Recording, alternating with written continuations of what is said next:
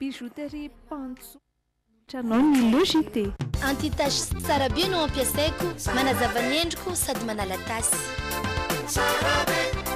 Tsara be manolotra ho anao ny Logité. Irana avokoa ny ankohonana miaraka amin'ny Sparkle, fijery Logité. Sparkle vaovao, miramira ndava ny ankohonana. Yoga ny fahombiazana miaraka amin'ny Castel. Castel. Castel manolotra ho anao ny Logité. Efa azonao tsy fahina amin'ny endriny 5 centilitatra. Slippers, couche, slippers, Manolotra anao Logité. Immédiat, l'école des métiers de l'audiovisuel et de la technologie nouvelle à Madagascar Vous présente Telma, safidiko numéro 1 malagasy manolotra ho anao.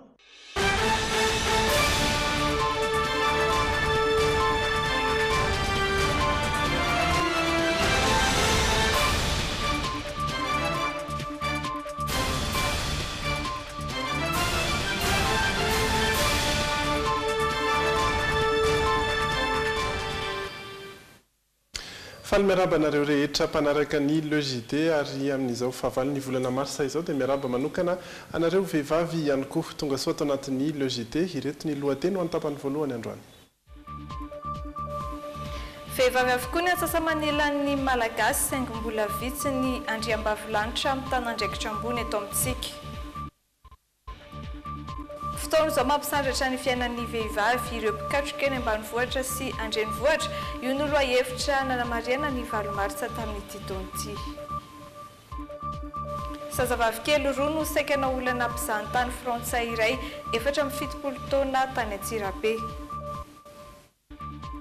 Raha maso akaiky amin'izao fotoana izao ilay andian-drahona ny avaratra atsinanan'ny Madagasikara. Any ivelany miantso ny peninsula amin'ny Maghreb anohitra ny tafika frantsay any Sahel ny filohan'ny Al-Qaïda. Ombako manana amin'ny rizatahina ny arahapa ho antsika tompo kilasy tompo vavy any takisa ihany koa ny firarintsoa ny vehivavy rehetra amin'izao andro ny 8 martsa izao.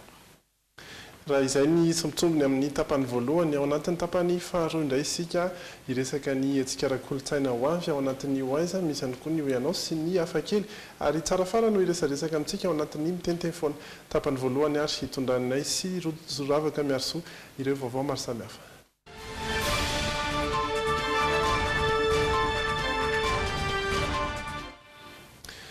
Makasika ny vehivavy raha ny salanisa farany dia mbola vitsy ny vehivavy mitana andraikitra ambony eto amintsika. Saika miopana amin'ny fambolena sy ny fiompiana kosa ny ankamaroan'izy ireo miankina amin'ny vehivavy ny fampandrosoana ny tontolo ambanivohitra ary mila atosika izy ireo mba hitondrany ny fahaiza-manaony eo amin'ny manodidina azy mitatitra ny antotany safarany amin'ny fiainan'ny vehivavy eto Madagasikara ity fanadihadiana entin'ny Irina Rimalala sy misy Razafinjatovy ity. Mahery ny antsasa-manilan'ny mponina eto Madagasikara dia vehivavy avokoa, mbola vitsy ny vehivavy tafiditra eo amin'ny fampandehanana andraraha-pirenena. 5 izy ireo no mpikamban'ny gouvernemanta, 17 kosa no mpikamban'ny antenimiran-doholona. Ao amin'ny tontolon'ny fampianarana sy ny fampandrosoana amin'ny ankapobeny no tena hifitoran'izy ireo raha ny antotanisa. Miankin-doha amin'ny vehivavy ny 50 isan-jaton'ny raharaha eny amin'ny tontolo ambanivohitra ary ilaina ny fanohanana azy ireo amin'izany. Ny vehivavy atao Madagasikara aloha izany voalohany indrindra dia mihoatra ny 50 isan-jato. Dia 50 isan-jato any asa eny ambanivohitra ihany koa dia mbola vehivavy no manao anazy. Ary raha asa fanodinana izany andreo vokatra any ambanivohitra dia mihoatra ny 70 isan-jato ny vehivavy mihoatra ny 70 isan-jato izany ataon'ny vehivavy avokoa. Ankoatra ny eny amin'ny tontolo ambanivohitra, misy ihany koa ireo vehivavy miasa isan'andro toy ny vehivavy mpanao gazety. Misy 300 izao izy ireo no voasoratra ao anatin'ny vondrona. Manana fiainana hafa izy ireo raha oharina amin'ny vehivavy rehetra. Mila fandaminana kokoa indrindra amin'ny fandaharam-potoana mba hampivadiana ny asa sy ny tokantrano. Ny tena asan'ny vehivavy mpanao gazety zany aloha ilay mivoaka ny trano maraina mandeha mitady vaovao dia tsy fantatra amin'ny firy ny hodiny hariva. Zay tena anisan'ny sady olana ilay izy no somary olana ho an'ny tokantrano fa ohatran'ny vehivavy rehetra ihany ka mananjanaka ny ankamaroany manambady ny sasany tsy manambady koa misy mbola tanora moa ao dia karakara tokantrano fa tsy maintsy mametrapetraka sy mandamina manokana mihitsy satria indraindray zay tsy tafody atoandro tsy fantatra hoe aiza ny sakafo atoandro tsy fantatra hoe amin'ny firy ny tafody alina. Androany nisy ny fiarahana nataon'ny mpanao gazety vehivavy ho fanamafisana ny firaisan-kinan'izy ireo. nafanariana oraka ny fankalazana ny andro ny vehivavy androany hipoka tanteraka ny tetsy amin'ny faritra Anosy sy ny manodidina. Ankoatra ireo fikambanam-behivavy teto Andrenivohitra dia samy nahatonga solitena avokoa nisaky ny faritra 2020 lohahevitra nompanjina tamin'ity tombam-pahakalazana ity ny hoe fotoana izao mampisandratra ny fiainan'ny vehivavy ireo mpikatrika any ambanivohitra sy Andrenivohitra. Nanaraka akaiky ny fizotry ny fankalazana teny Anosy ary androany Sonia Andrenirina sy Dota Rajarinjato.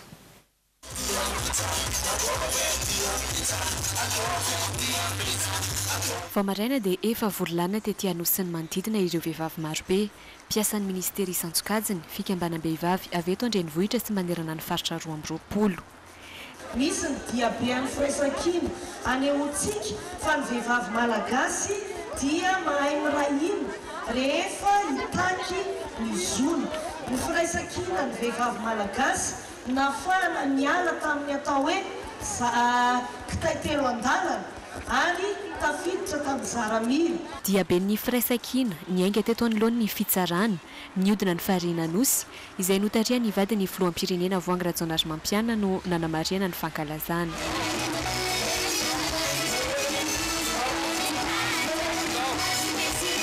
Nafana ary naoraka tokoa ny fankalazana ny andron'ny vehivavy androany. Toy izao hitantsika amin'ny sary izao, hipoka tanteraka ny tetỳ Anosy sy ny manodidina.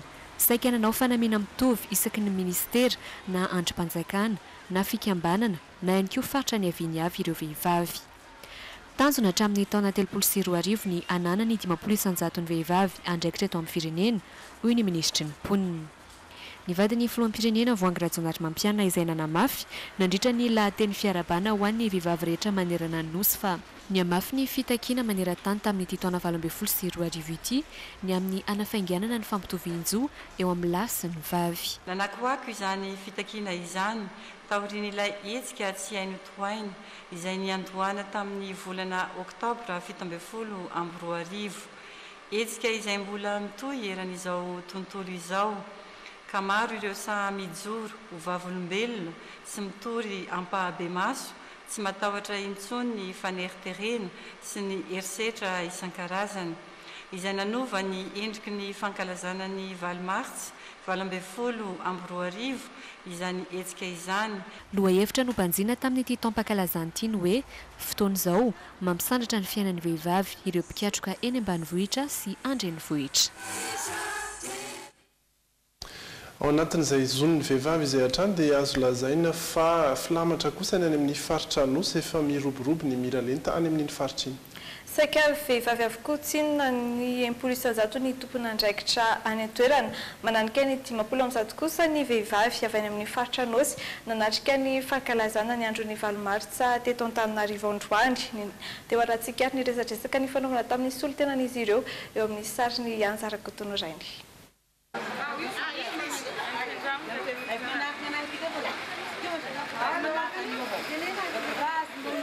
Avy any amin'ny faritra Anosy ireto vehivavy reto efa nanomboka ny alatsinainy no nahatongavany teto Antananarivo. Manana solitena 10 avy ny distrikan'ny Fort-Dauphin, Petroka ary Amboasary Atsimo. Efa miomakomana andray anjara amin'ny fankalazana nasionaly ny Valomartsy izy ireto hitantsika reto. Tsy indrindona fatratra satria ny ankamaroany samba ny voana marika ny andron'ny vehivavy ivelan'ny faritra misy azy ka manantena hita zava-baovao. Dia aty zany zay mahanasionaly anazy hitany faritra 2020 dia mety ahita lamody isan-karazany zay, ahita fety, tena faly. Azo lazaina ho efa manana ny toerany ny vehivavy any amin'ny faritra Anosy satria ambavilanitra avokoa ny 80,000 ny tompon'andraikitra ny an-toerana. Na izany aiza mitoetra ny fanentanana momba ny miralenta mba hahatonga ny vehivavy ho sandray andraikitra eo amin'ny fiainam-pirenena sy ny tontolo ny fandrarana. Ohatsy zany manasaky madame député taloha zany tsy nisy tiampela amin'ny fotoana izao rehefa miroborobo maro ny député manerana ny distrika.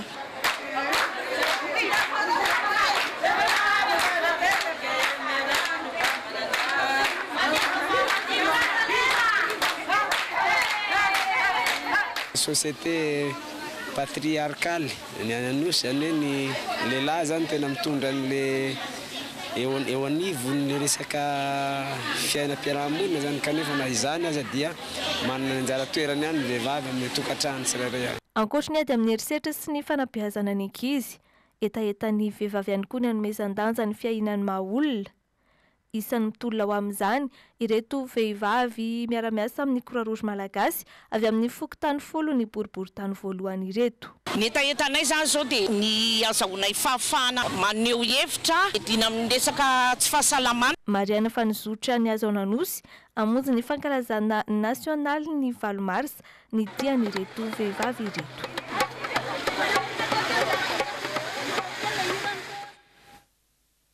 Ao anatin'izay andro ny vehivavy izay hatrany no resantsika ny fiainan'ny vehivavy eto Madagasikara. Miezaka mamorona asa ny ankabeazan'ireo vehivavy malagasy amin'izao fotoana izao, anisan'izany ity renim-pianakaviana iray izay hoe tsy ny Pierre Rasafindramanana sy Kasambola manana amintsika ity. Nanomboka tamin'ny taona 2004 ity renim-pianakaviana iray ity no nanan-kevitra ny anodina taratasy ho lasa poketra. Tahaka izao aseho antsika izao. Olona enina no miara-miasa amoahana izao.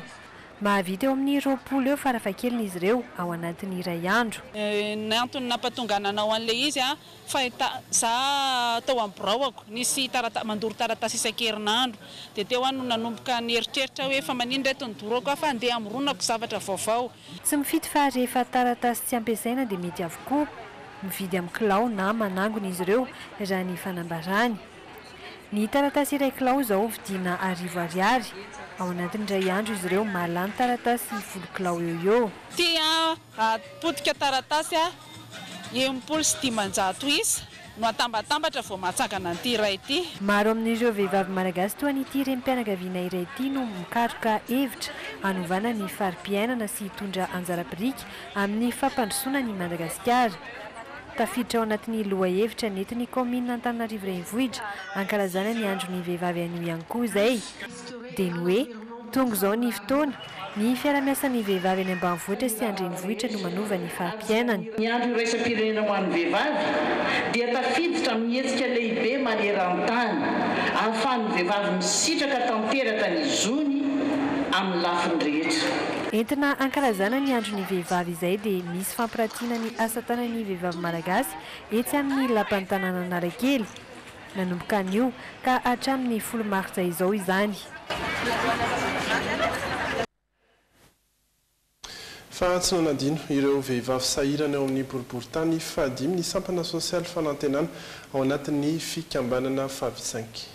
Nitondra fanampiana ara-sakafo sy fitaovana hanatsarana ny fiveloman'izy ireo ny fikambanana izay tarindramatoa antry ny ala Raolidina nitatitra ny kasika izay irindra tahiry sy Dolphe Rakotoniaina.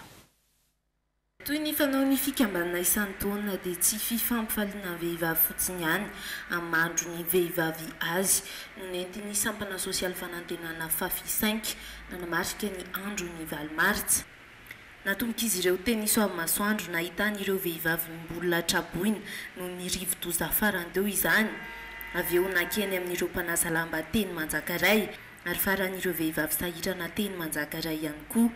Mahatratratra any amin'ny 500 eo ireo vehivavy sahirana izay notolorana fanampiana tahaka ny kojakoja fampiasa andavanandro ilaina amin'ny sakafo sy ny fahadiovana. Voalohany indrindra dia falimerava ny vehivavy rehetra izay tratry ny 8 Marsa ary entina ankalazana an'izany 8 Marsa izany dia fizaranay fanampiana ho an'ireo vehivavy tena sahirana sy tena mahantra ety amin'ny boriboritany fahadimy. Dia nitondra vary izay dia nitondra menaka ihany koa izay dia mitondra savony sy vovon-tsavony izay ary nitondra koveta sy makaroni ho an'ny mpanasa lamba ihany koa izay. Marina fa toy ny vary aloha ihany izy ity mahavonjy fa tsy mahavita taona kanefa na izany naty izany dia matoky izay fa mbola isy ny fanantenana satria ny fitiavana tokoa no lehibe indrindra. Ramatoa antry ny ala Raolidina vadin'ny solombavam-bahoaka Naivo Raolidina izay voafity tao amin'ny boriboritany fahadimy tamin'ny anaran'ny mampara no nankalaza ity andro ny vehivavy ity. Isan-taona izy ireo no manao izany. Nanamafy ramatoa antry ny ala fa mbola hitohy amin'ny fetin'ireny ho avy izao ny fanampiana izy ireo sahirana ka ireo vehivavy zokiolona no ampiana manokana amin'izany.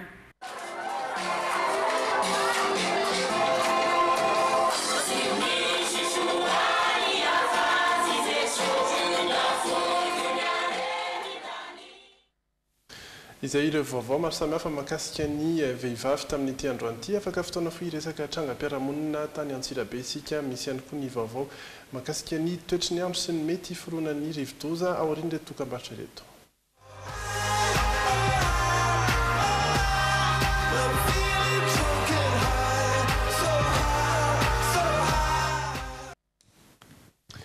Mitoy ireo vaovao maro samihafa atao anatin'ny tapany voalohany logité ho any amin'ny faritra Vakinankaratra avy hatrany isika zazavavy kely roa no sakiana olana mpizahatany frantsay tao Antsirabe tamin'ny talata raha teo. Efatra amin'ny 70 taona io mpizahatany io raha ny fantatra nahiditra ponja vonjomaika kosa izy rehefa natolotra ny fampanoavana omaly mariana fa sakiana teraka savorivory tao andrenivohitra Vakinankaratra izay raharaha izay. Zandary misotro ronono frantsay efatra amin'ny 70 taona no nahiditra amponja vonjomaika rehefa niakatra fampanoavana omaly no ny raharaha fikasana n'olana ankizy tsy ampy taona miisa roa tetsy amin'ny EPP Garbi tamin'ny talata lasa teo. Zazavavy kely 7 sy 9 taona nandeha hianatra hariva no niaran'ity eksetraha nofo ity. Niantso vonjeo ireto zaza ireto tamin'izany ka fotoana fohy dia nitangoronan'ny olona ilay vazaha ary saika niara ny fitsaram-bahoaka mihitsy. Lekis tonga zany dia mivoravora be ny niantso vonjeo be teo ambavahady. Dia izay ny teneny ilay chauffeur miaro be mba mitsangatsanga no sisy ilay vazaha zazakely ve dia andany. Nanamafy ny zavany seho marina moa ilay zazavavy kely tamin'ny fotoana nampisaviritaka ny olona io. Fotoana dia saika tany anatin'ny tobily. Zakazako dia fotony anao. Haingana tonga ny mpitandro filaminana ka nentina avy hatrany tany amin'ny komisariat ilay teratany vahiny. Nanaraka hatreny amin'ny polisy hatrany moa ireo vahoaka marobe no ndresaka alajaza izay nahoraka ihany koa tamin'io tranga io.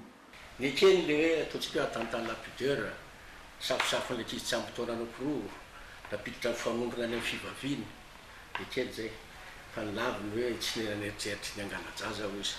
No ahafahan'ny fitsarana ilay mpamily ny fiara izay fantatra fa agent de sécurité civile na orinasa iray eto Antsirabe ary nindraman'ny tompon'ny fiara hitondra ity vazaha ity izay namany vadiny tompo-piara io ary tonga namangy azy fotsiny noho ny fandalovany teto Antsirabe. Le tomobile io an'ilay madame Andrea le itobily eto zany eo vadina vazaha namany efa maty io fa ny filazany hoe misy sécurité zany miandry azy eo. Dia ny chauffeur misy sécurité civile zany misy agent de sécurité mitondra ny tomobile le madame. Zay no fantatra ihany teren'ilay madame tamiko natetena tao taminy. Saika no saviritany olona ihany koa moa ny trano fonenan'ny tompon'ny orinasa na sécurité civile io no ny tsaony elaingana be teto Antsirabe fa misy ifandraisany amin'ity raharaha ity. Tiako amafisina aminareo vahoakan'ny Vakinankaratra fa ny tobile ny force no limite ray manontolo dia misy ny soratra force no limite avokoa. Ary eto dia apetraka fa tsy misy ifandraisanay na kely raha mahakasika ny tomobile omaly io. Araka ny fantatra dia mpizahatany fotsiny ity vazaha ity fa tsy moa ny eto Madagasikara ka vao ny fahatelo ny volana maritsa teo izy no tonga teto amintsika. Mahakasika ny toetry ny andro indray kosa misy amin'izao fotoana izao ny andian-drahona izay arahamaso akaiky tsy avaratra tsy nanany Madagasikara tsy. Andian-drahona izay sokajinao tafiditra ao anatin'ny zone de convergence actif raha ny vinavinan'ireo teknisiana mpamantatra ny toetrandro dia amin'ny alatsinainy ho avy izao no hijerena ny mety ho fiovany. Nanangona ny vaovao Irina Andriamalala sy misy Razafinjatovo. Misy andian-drahona arahimaso amin'izao fotoana izao hatramin'ny androany mbola any amin'ny 540 kilometatra avaratra Atsinanana no misy azy ary arahimaso akaiky izy io. Amin'ny alatsinainy ho avy izao no ahafahana mijery ny mety ho fiovana ho rivodoza na tsy raha ny nambaran'ny teknisiana mpamantatra ny toetry ny andro. Zay satria zany izy io ao anatin'ny zone de convergence tropicale actif dia arahamaso akaiky zany ny mety ho fadiany ho cyclone. Ankoatr'izay henany rotsakorana sy saika manerana ny Madagasikara ho an'Antananarivo dia vinavinaina ho maina ny andro manomboka amin'ny alahady ho avy izao. Ao anatin'ny roa andro avy kosa dia ifandimy ny rahona sy ny masoandro ary mety hisy dia rotsakorana. Eo amin'ny sehatry ny fampianarana indray kosa etsy amin'ny sekoly ambony isika makady fotsy mahakasika ny formation continue diplômante. Fiofanana izay ho an'ireo mpiasa-panjakana ary nampifanarahana amin'ny fandaharam-potoanan'ireo mpiasa ny fianarana fanadihadiana dokavarotra hoentiny Andry Lalain'Andriamasy sy Stefana Kotomalala. Ho fanomezana fahafahampoan'ireo efa mpiasa kanefa maniry mbola andalo-pahaizana na ikendry toerana avoavo kokoa ao am-piasana dia nanokatra fifanamtoy ny ISCAM etsy ankady fotsy. Ny formation continue proposenay dia ho an'ny olona efa miasa izay efa amperinasa 2 ans d'expérience minimum ary na miasa amin'ny secteur privé na secteur public na ONG invitenay miaraka aty aminay mianatra aty aminay hivoatra en termes de management. Bac plus 2 na diplôme d'études supérieures no proposenay, bac plus 3 na diplôme d'études supérieures approfondies, bac plus 4 na diplôme d'études professionnelles approfondies. Ireo diplôme ireo dia habilité daholo ary reconnu eo amin'ny niveau ministère rehetra. Isan'andro manomboka amin'ny 10 ora sasany ariva ka hatramin'ny 4 ora alina, sisa-botsy maraina manomboka amin'ny 7 ora sasany ka hatramin'ny 20 ora sasany ny fampianarana, izay miompana betsaka amin'ny management ahitana ny marketing, communication, comptabilité ary finance. Ny zavatra mitedavina dia hoe fomba fitantanana ny ao amin'ny toeram-piasana zany a dia misy kama moa zany manao formation ny management ny entreprise dia za koa mitady momba ny fitantanam-bola satria za mitantana vola am-piasana dia ampy koa satria misy ny comptabilité sy finance dia manaraka an'izay dia resaka communication satria za amin'ny olona raisiko sy mifanerasera mila koa mahay mifampiresaka dia mahay manome torohevitra. Amin'ny masekoly ambony manatraika efa sy manana ny teknika ambony ho an'ny fampianarana atolotro ireo mpampianatra mahay dia mahafapohan'ireo mpianatra ny tolotry ny ISCAM amin'ity fifanamtoy ity. Ny fampianaran'ilay mpampianatra zany voalohany indrindra tsy teorika fa tena hoe efa mpiasa ianao dia ndraisina izay mampiasa izay efa misy expérience zany nananao dia le mitondrana tamin'izay le fampianarana dia zavatra azoko tamin'ilay izy aloha zany tena nanova voalohany indrindra hoe amin'ny fampiafana hoe ho manager dia tena hoe nivoatra arak'izay mihitsy zany na fomba fijerinao na ny fomba fiainanao zany hoe mianatra manaraka an'izay zavatra izay. Ho tanterana 20 martsa sy 12 aprilo avy izao ny fanadinana ho an'ireo maniry ny anaraka ny formation continue diplômante eny anivon'ny ISCAM ankady fotsy. Eo amin'ny lafiny politika dia nisy fiantsoana fivoriana tsara-potoana faharoa indray ho an'ireo androm-panjakana mpanao lalàna nomboka amin'ny 10 marsa ho avy izao. Aritra 12 andro indray izany fivoriana tsara-potoana faharoa izany. Anatin'ny fivoriana ireo olona sy solomam-bahoaka dia fantatra fa volavolan-dalàna misy 12 no hodiniana ka isan'izany ny tolo-dalàna mikasika ny fifidianana. Isan'ny fanohitra iray ho an'ny fampandrosoana ny fahaiza-mitantana ny firenena ho kosa ny fikambanana LCD na leadership chrétien et développement eto Madagasikara.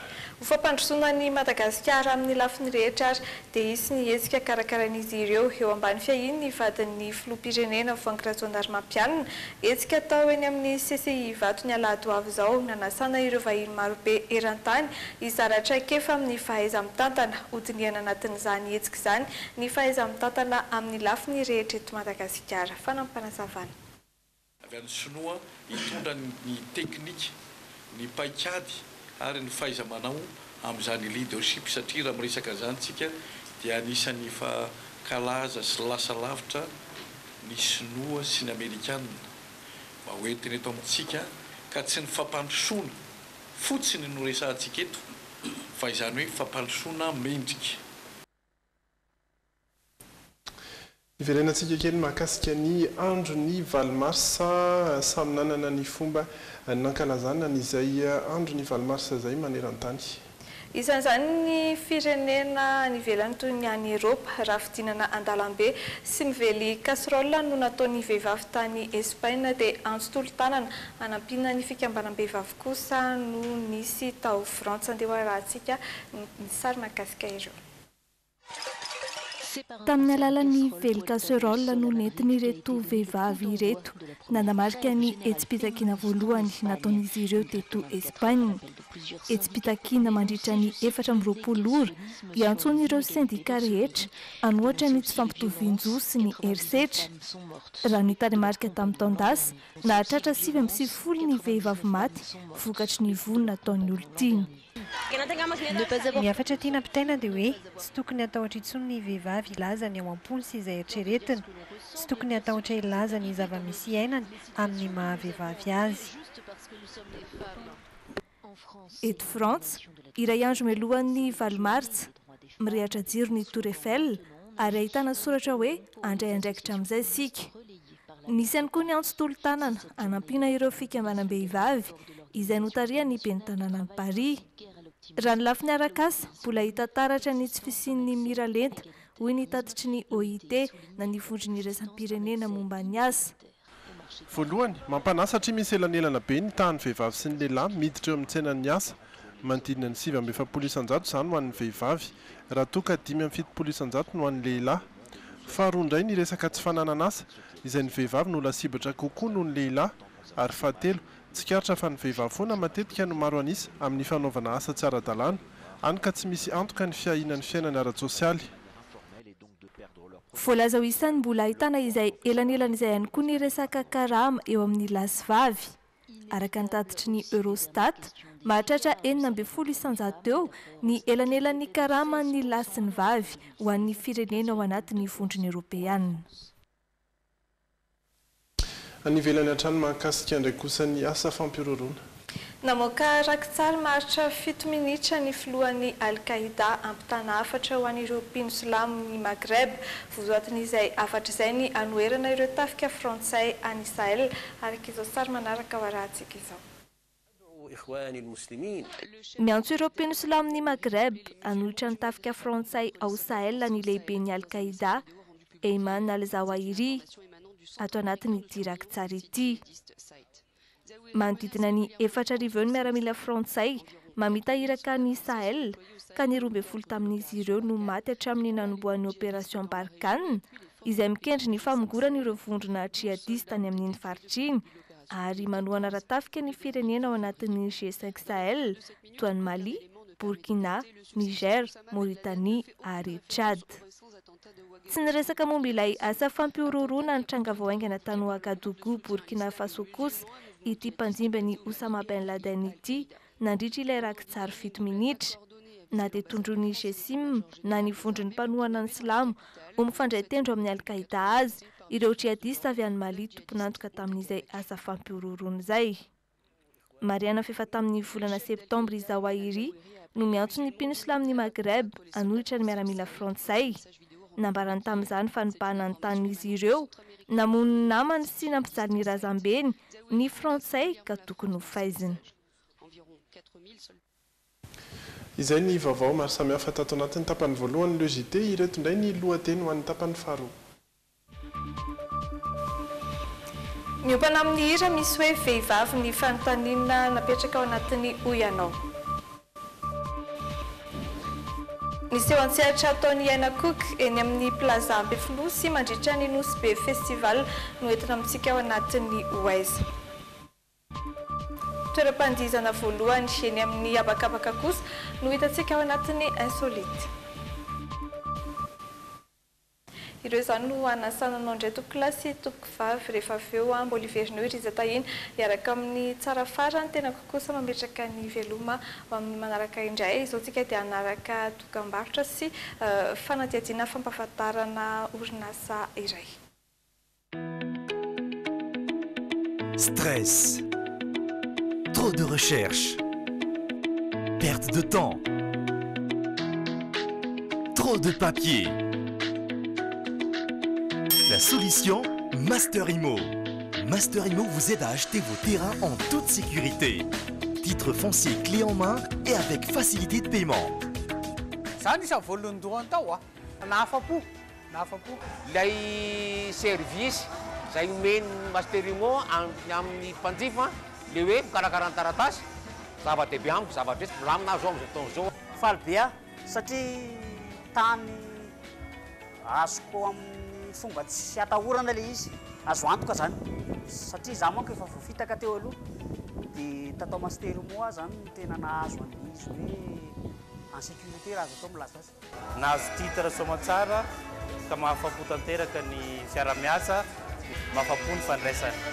Zao zao lasa manana tany lasa manana tany a, manana titre, finaritra fianakaviana, manana lova tsara ny zanako. Alors, arrêtez de vous inquiéter et décidez pour votre avenir.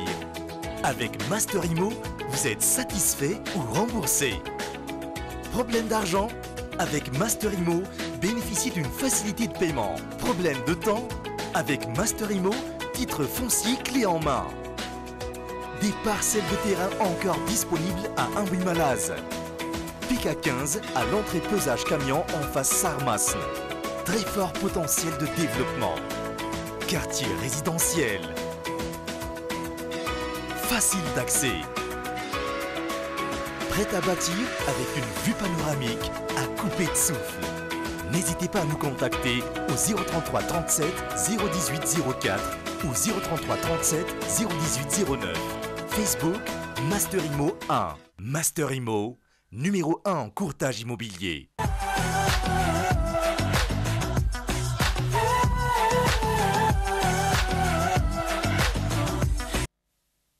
Tapany faharoa ny logité manomboka eto ary dia iresadresaka zavatra maro samihafa tsika miaraka amin'ny tsara fara.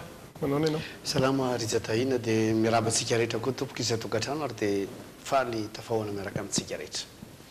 Ampidiritsika ary ny miteniteny foana.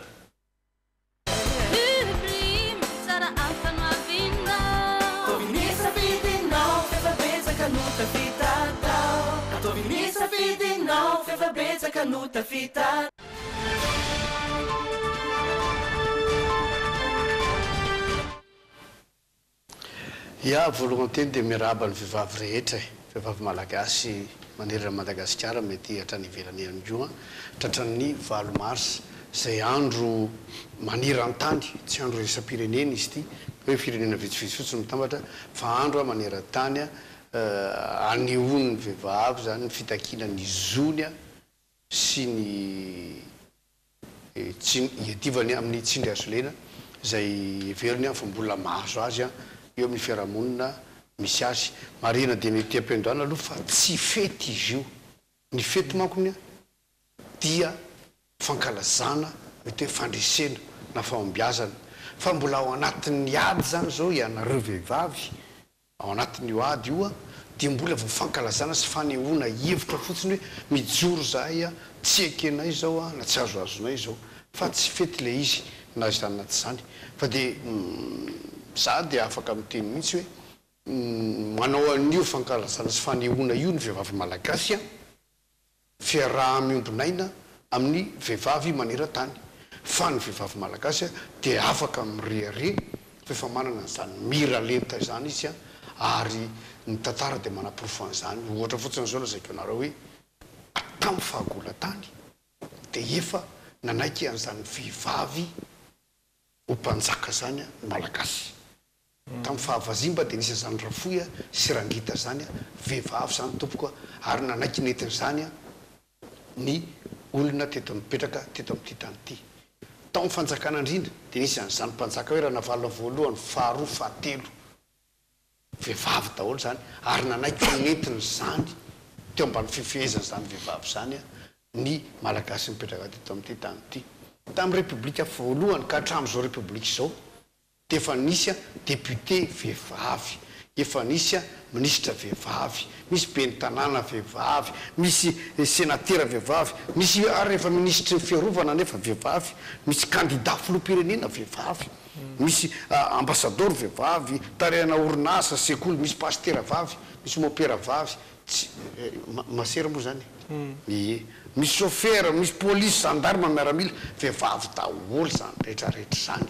ary ny lalàna misy eto amin'ny tany sy ny fanjakana dia tsy misy manilika mihitsy hoe itya ny vehivavy ihany no manao an'ity na ny lehilahy ihany fa tena ao anatin'ny fa mahatonga ambany mbola tsy mitovy ny isa ary ngamba tsy dia hoe ny fitovizan'ny isa fandanjana isa tsy any ny tanjona fa mampirisika anareo vehivavy fotsiny hoe matoa nahazo an'ireo toeranareo ireo olona ny tansina teo ambony reo dia nisy fahaiza-manao tany aminy dia izay fahaiza-manao zay no niporofoiny dia na izy lany tamin'ny fifitianana na izy voatendry ka tandremonareo sao dia diso adversaire ka hoe izahay lehilahy malagasy no adversaire anareo amin'izao ady atreanareo zao fa mety ho ny tenanareo ihany ny antomanko dia zao misy toetra kely zay aminareo vehivavy ary tsy vehivavy gasy ihany tonga amin'ny toerana anankiray izy samy mivoreo izy misy vehivavy anankiray miditra avy any asa mety miaingoaingo kokoa le vehivavy na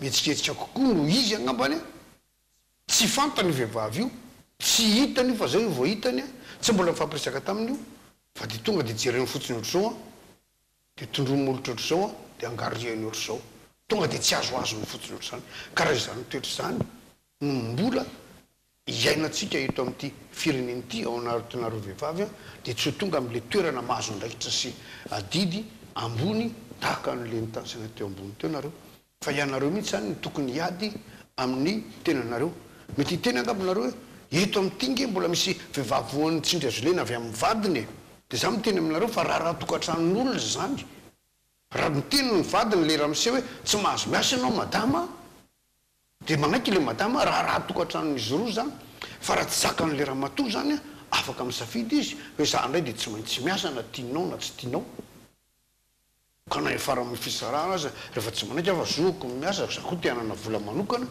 aferana zany dia ohatr'izay no fahitako an'izy fa dia rasoa ary efa be dehibe ny lehilahy mitondra firenena teto amintsika teto mbola tsy tafavoaka ihany tsika sao dia mbalaro vehivavy indray tokony hetsika fa manaova démonstration fa mifidy raha zay mifidy zay raha ohatra ka zay mahasoa satria aminay a dia tsy problème mihitsy le izy fa dia tapao ny hevitra dia raha misy manelingelina anareo elopa fotsiny zao misy fiangonana zao ohatra hoe tsy mahazo toerana mihitsy ny vehivavy fa ny lehilahy ihany mivavaka dia tapao ny hevitra zay koa mila mivavaka dia elopaza amin'ny fiangonana tsy mandray anareo zany zay ngely izy afany aminareo tompoko mifanapakevitra fa ny lalàna rehetra eto amin'ny tany sy mifanjakana mamesihatra anareo saotra to saotra anao mbola resaka an'izay ihany sika ao anatin'ny oy ianao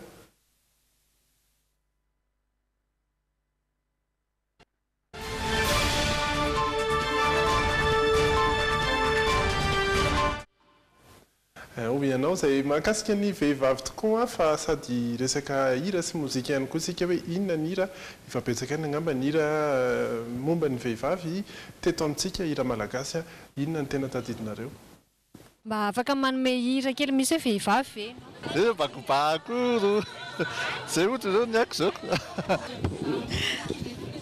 ny vehivavy fanaja na tena oazagaga tsy tadidiko natu mitady solavaka anao eritrereto ny anabavinao hiranisa zany zao zay hirany lola tena tsy mahay mira raha mba hoe anina zao ny haiko hoe neny tiako mamiko hirany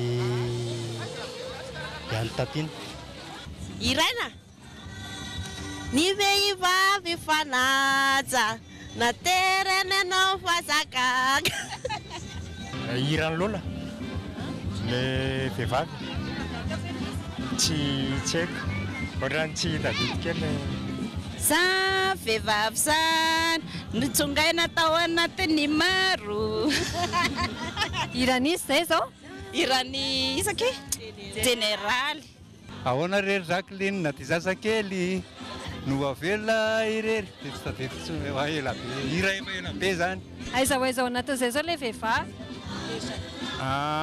ao anatiny hoe mihitsy zany ao anatin'le tokantrano zany hoe izy zany lasa any dia le zazakely zany ejanony eo an-trano fotsiny sisy nefa le varavarankely mivo ohatra zay le hira hirany Saint-Tasmena sitran solo sitran solo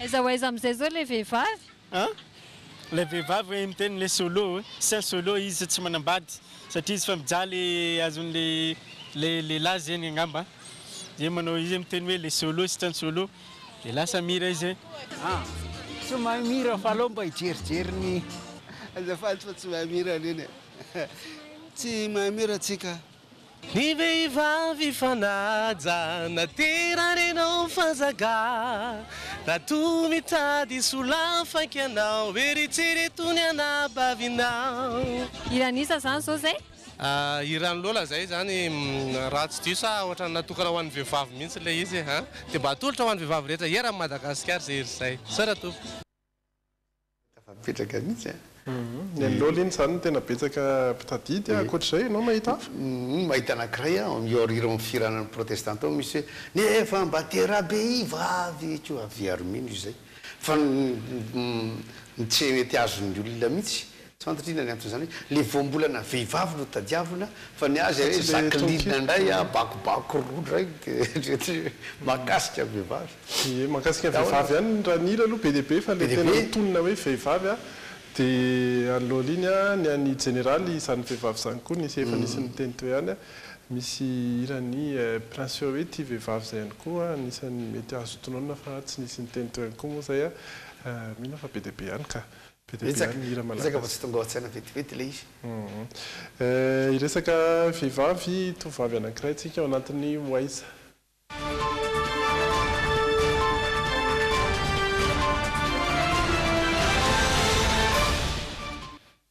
firenantsika ihany iresaka aina koky satria dia nisy nitafatafa natao nivantana tamin'ny alalan'ny internet taminy mbola tsy eto antoerana iaina koky amin'izao fotoana fa saingy efa afaka miresaka ihany koa izy moa zany araky ny efa nolazaintsika dia andray anjara ao anatin'ny Nosbe Jazz Festival izay ho ataony 3 mars ka hatramin'ny 2 aprily fa izay atao Nosbe io zany fa isy ihany koa ny fampisehoana izay ho ataony eto Antananarivo etsy amin'ny Plaza Ampeflo anisan'ny horesahan'ny Rindra Tahiry sy Zora Andriatsalama amintsika.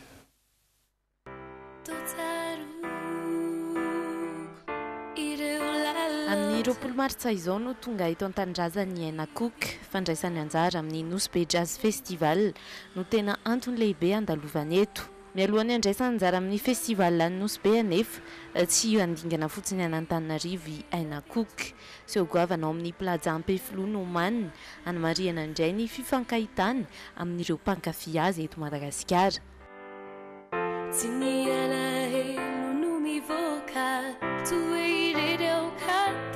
Georgia, fammi che lucatiaro, nutani sani fu. Saci chiù, lambate ufoniana. Koa satria ny taonany maro tsy hita manana voandalina maro be atolotra ireo mpankafy azy iaina dia ireo hira vaovao na ihany koa ireo hira tsy mbola nivoaka teto Madagasikara tsy ho adinina nefa ny amerina antsehatra indray ny tantara taloha izy ny saona tsiaro sy ny sisa hira nandrotsirotsy ny ankamaroan'ireo tanora tamin'izany fotoana. Rendez-vous le 23 mars au Plaza. Ndatsika hira ny hiratsika taloha sady mi découvrir hira vaovao sady style vaovao. Folo taona teo zao no nandaozan'ny Aina Cook any Madagasikara. Any États-Unis raha ny marina kokoa dia any Missouri no misy azy amin'izao fotoana. Tsy tapitra teto amintsika ny tantaran'ny Aina Cook sy ny mozika fa mbola nitoy izany ary azo lazaina ho ny amafy kokoa azy. Nanatevina antraikefa ny ara-mozika iaina tsy niona fotsiny tamin'ny variété sy ny pop rock izay tena nifotorany teto Madagasikara izy fa nitrandraka ny soul, jazz sy ny blues.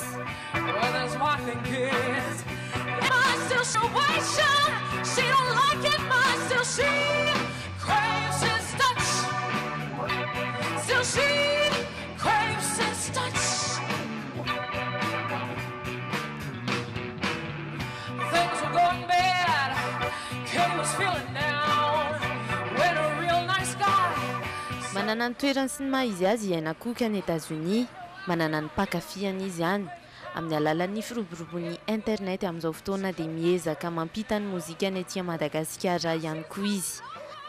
Rehefa manao concert lavalava ohatra hoe 1h30 na 2h dia asiako irako taloha foana anatin'ilay izy dia mankafy an'ilay izy mihitsy ilay ny olona tika ohatra ny intrigué ry zareo hoe avy any Madagasikara. Misy feedback positif foana sady falibe zareo hoe midécouvrir quelque chose de nouveau zany zavatra vaovao mbola tsy hain'ny zareo. Tsy ho adinoina fa Aina Cook no mpandresy voalohany tamin'ny Pazapaty 20 taona lasa izay. Isantatra ny fankalazany izay tsingeritaona izay iaina ho an'ireo mpikarakara rariny loatra raha namarika ny fandalovana eto Madagasikara iaina amin'ny fanolorany seho eny amin'ny Plaza Ampeflo amin'ny 13 martsa izao.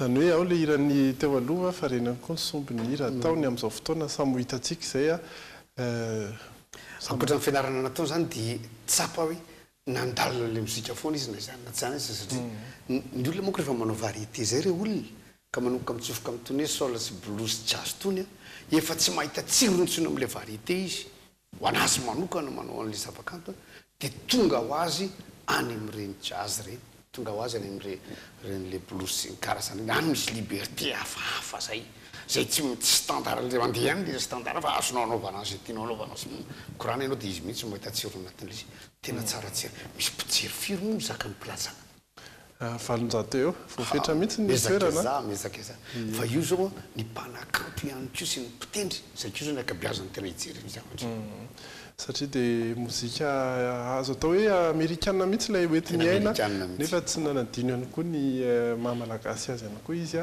ho hitantsika izay rehetra zay amin'ny mbola isy fotoana ihany iresahana aminy rehefa tonga izy ny alohan'izay fampisehoany zay engany ahafahantsika mahita azy sy miresadresaka mivantana aminy ihany koa vaovao hafa kely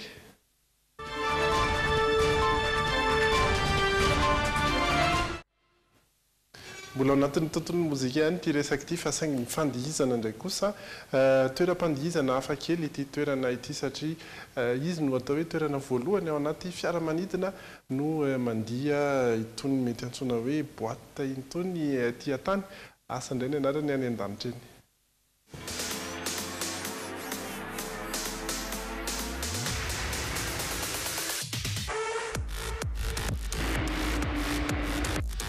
ana sampandrarana bakabaka Europeanny tsy fiaramanidina a 310 ity ovaina endrika kosa ny ao anatiny ka atao toy ireny any anaty toeram-pandihizana ireny ahitana taratra izany ohatra ny jiro ampiasaina ary misy DJ mihitsy misahana ny fanentanana ny lanonana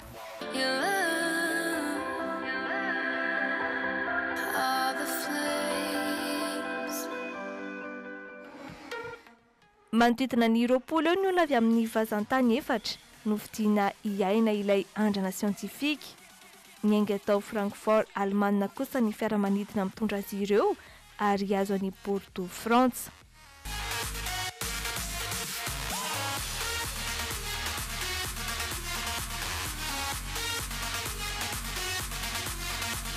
aritra sy 10 minitra eo ny lanonana ny mahafakely sy mampiavaka azy kosa dia eva toy ny any ambony abakabaka ireo mpamonjy fety mandritra ny 5 minitra eo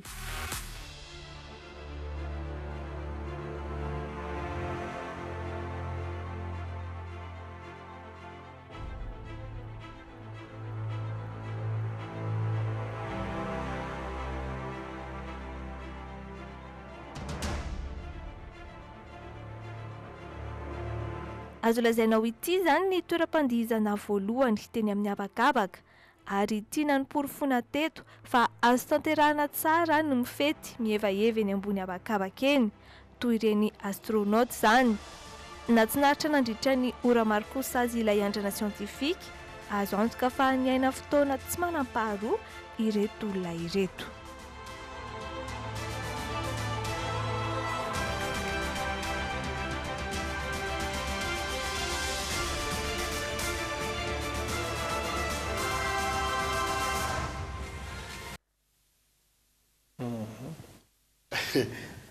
akoatra ny vidina tapakila mandeha amin'le fiaramanidina zany mbola misy ihany koa ny vola aloha ve sa fa mila fisam-pahasalamana manokana reny indrindra ilay hoe en apesanteur zany nandritra ny 5 minitra somary nisy mino fa nisy teknôlôjia hafa indray zany nampidinina satria raha anaty fiaramanidina tsotra tsy mbola tonga ny apesanteur satria mbola anaty abakabaka tafapetraka somatsara mihitsy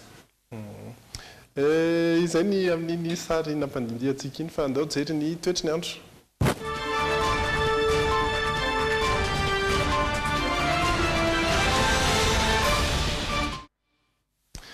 ny toetry ny andro izay tsy ahivina trano fa misy ny andihan-drahona zany izay rahamaso ho an'ireo mpandinika ny toetry ny andro etsy amin'ny faritra varatra atsinana ny nosy no misy an'izay andihan-drahona izay ahina hivadika rivo-doza izy io amin'ny alatsinainy eo no fantatra ny tena fivoaran'izay na izany zany dia efa hitondra ny rahona sy ny orana any amin'ny faritra antsiranana izy araka io hitantsika io misy ihany koa ny orana malefaka aty amin'ny faritra Toamasina ny Mahajanga vokatra izay rahona izay avokoa Antananarivo sy Antsirabe ary Fianaratsoa kosa dia ny tapakandro hariva toy ny mahazatra ao anatin'ny mahafahavaratra ny andro no misy ny orana izay andrasana somary mafimafy ihany ho any Antananarivo sy Antsirabe amin'ny alina rampitso Toliara kosa no azo antoka fa hibalika tanteraka ny masoandro ny maripana dia ny any ihany koa no ambony indrindra 4 degré Celsius mangatsika indrindra any Antsirabe hatrany vao maraina 4 Antananarivo 4 ihany koa no manaraka azy ireo ny maripana ho an'ny faritra hafa izay misy antsika izay ihany koa ny toetry ny andro izay no azo ambara sa misy ambara hafa venao marana koa azy mba tiako loatra le arona vita amin'ny taratasy nasehoantsika tao anatin'le vaovao iny misaotratsika tompoko niaraka taminay dia manaraka indray velomapitsy indray veloma tompoko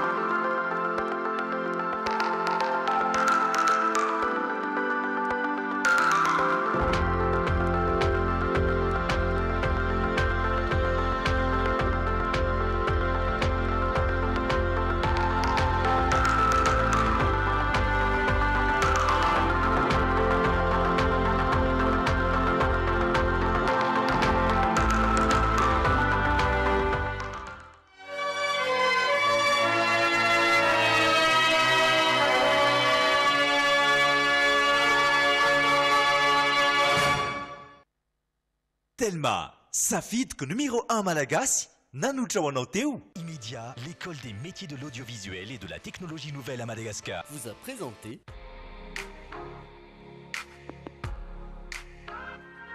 Bijouterie Pantso manolotra anao ny LEJT. Mirana avokiny ankohonana miaraka amin'ny Sparkle, fijery LEJT.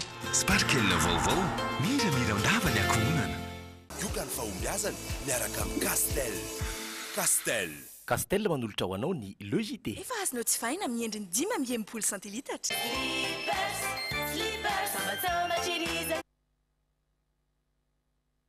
Manolotra LEJT.